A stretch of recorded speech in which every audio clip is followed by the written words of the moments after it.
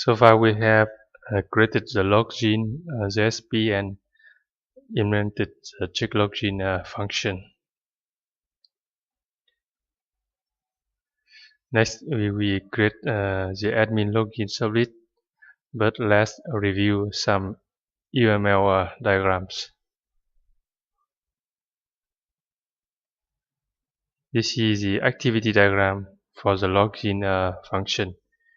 You see the user enter login details, email and password, and if the input is valid,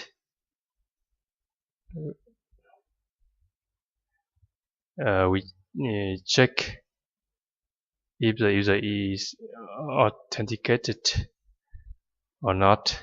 If not, we show a login error message. And in case the input is invalid, such as wrong email, email is left blank or password is left blank, so input error message here.